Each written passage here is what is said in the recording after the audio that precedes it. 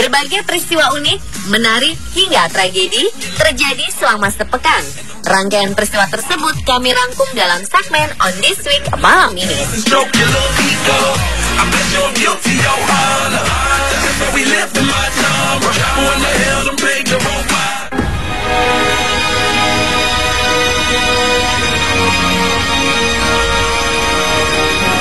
Tujuh anak yang berusia 10 sampai 14 tahun di Afghanistan tewas saat menjadikan kepala roket sebagai mainan. Tanpa mereka ketahui, kepala roket tersebut ternyata masih aktif dan tiba-tiba meledak. Mereka sempat melilitkan kain ke kepala roket yang sudah tidak digunakan itu sebelum melemparkannya. Akibatnya 7 anak tewas dan lainnya terluka parah. Kekerasan telah menjangkiti Afghanistan selama bertahun-tahun. Pemerintah dengan sekutunya melawan Taliban, kelompok militan yang menyebabkan negara itu diinvasi Amerika menyusul serangan balasan 11 September 2001.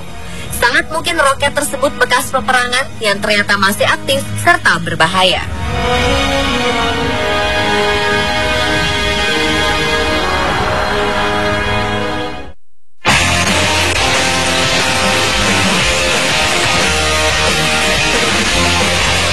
Tentu saja kita tidak dapat menghidupkan kembali orang yang telah meninggal. Namun bagaimana jika sebuah teknologi nantinya bisa menghidupkan orang yang meninggal? Sebuah perusahaan di Australia, Humay, mengatakan bahwa teknologi yang mereka kembangkan akan memungkinkan seseorang yang telah meninggal ditransfer ke sebuah badan buatan. CEO Humay, Josh Bocanegra, mengklaim menggunakan kecerdasan buatan dan nanoteknologi untuk menyimpan data tentang gaya percakapan, pola perilaku, pikiran, dan informasi tentang bagaimana fungsi tubuh Anda dari dalam dan luar. Perusahaan ini mencegah rusaknya otak menggunakan nanoteknologi untuk memperbaiki dan meningkatkan selnya. Teknologi cloning juga akan membantu agar otak tetap bisa bertahan dengan baik. Humay sejauh ini mempunyai 5 karyawan dengan 2 peneliti. Mereka mengklaim jika teknologi yang sedang mereka kembangkan ini akan bisa berjalan dengan baik pada 30 tahun ke depan. Benarkah?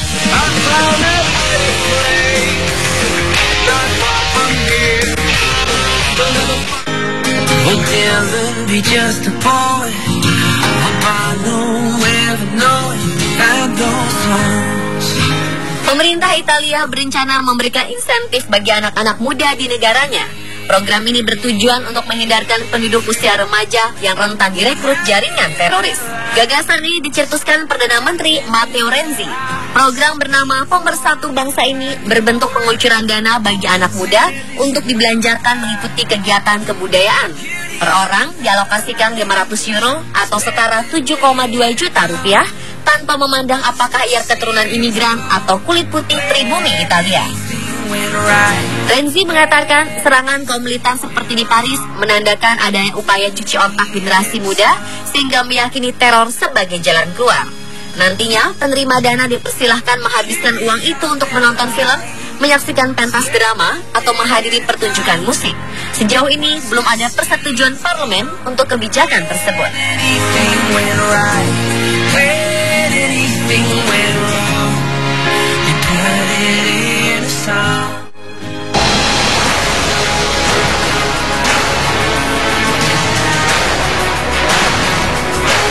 Sebuah jalan di Amerika Serikat belum lama ini mengalami fenomena yang aneh.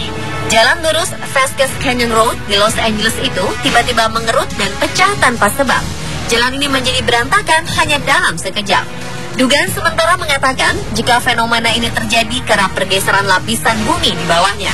Kini, Vasquez Canyon Road ditutup tanpa batas waktu untuk menghindari potensi risiko yang tidak diinginkan. Dari beberapa foto yang beredar, jalan tersebut terlihat bergelombang. Petugas Dinas Pekerjaan Umum Los Angeles, Paul Pham, mengatakan bukan hanya jalan raya saja yang rusak, namun juga mengakibatkan rusaknya tiang listrik yang menyebabkan matinya aliran listrik di wilayah tersebut.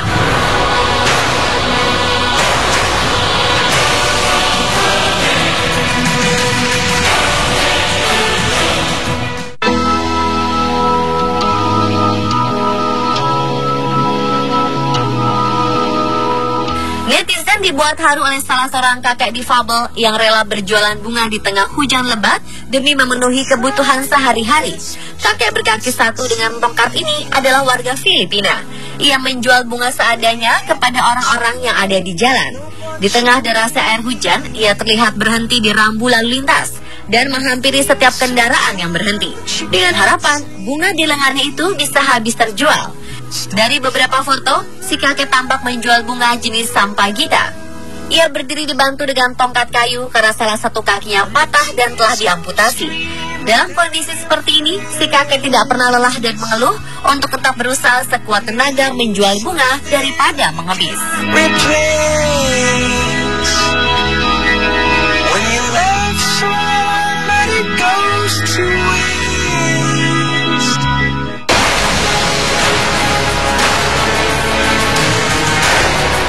Seorang remaja belia diketahui merawat dengan sabar kedua orang tuanya yang tunanetra.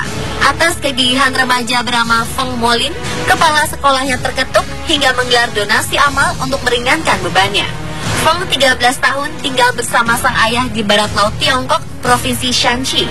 Awalnya hanya sang ibu yang mengalami kebutaan sejak ia kecil. Namun pada 2006, sang ayah mengalami hal serupa akibat penyakit meningitis dideritanya. Sejak saat itu, Feng berusaha memenuhi segala kebutuhan orang tuanya secara mandiri, sekaligus mengerjakan pekerjaan rumah yang menjadi kesibukannya selain bersekolah. Karena jarak sekolahnya yang jauh, Feng hanya dapat menemui orang tuanya di akhir pekan saja.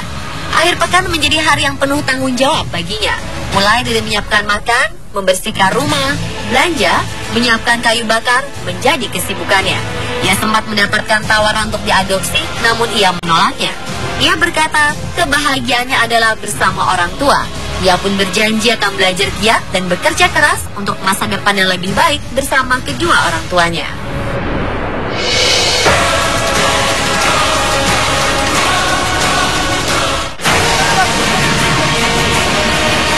This fiery streak hurtling earthward is a Russian... Hubungan Turki dan Rusia sedang memanas.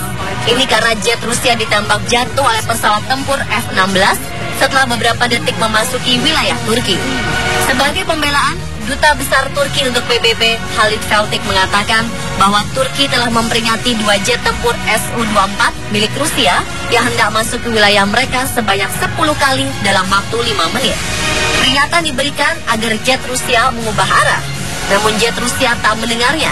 Akibat peristiwa ini, Turki menurunkan jet F-16 dan menembak jatuh salah satu pesawat Rusia hanya selang 17 detik setelah memasuki wilayah Turki.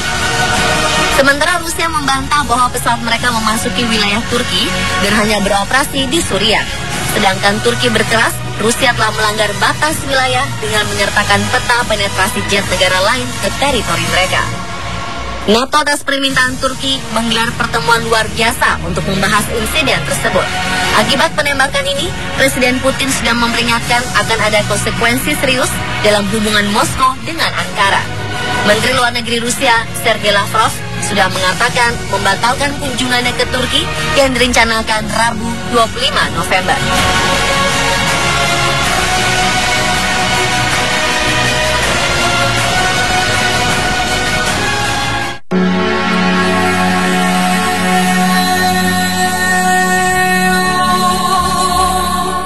Anak di Kabupaten Ndunga, Papua, dikabarkan meninggal dan hingga kini belum bisa dipastikan apa penyakitnya. Kematian anak-anak yang sebagian besar berusia di bawah 2 tahun ini, menurut dokter yang bekerja di sana, terjadi sejak Oktober 2015. Kematian ini tidak terjadi dalam satu waktu, tapi terjadi sudah sejak 2 bulan lalu. Soal dugaan penyebab kematian, mereka tidak mau berspekulasi.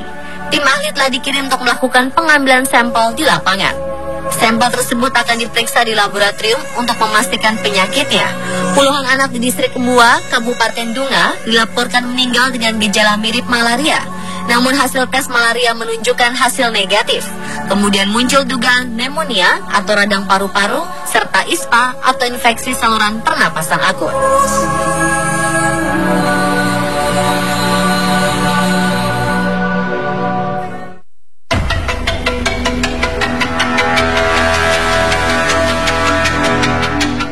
Gadis asal Tiongkok berusia 24 tahun sempat dinyatakan hilang dan telah dianggap meninggal lantaran tidak pernah kembali ke rumah selama 10 tahun lamanya.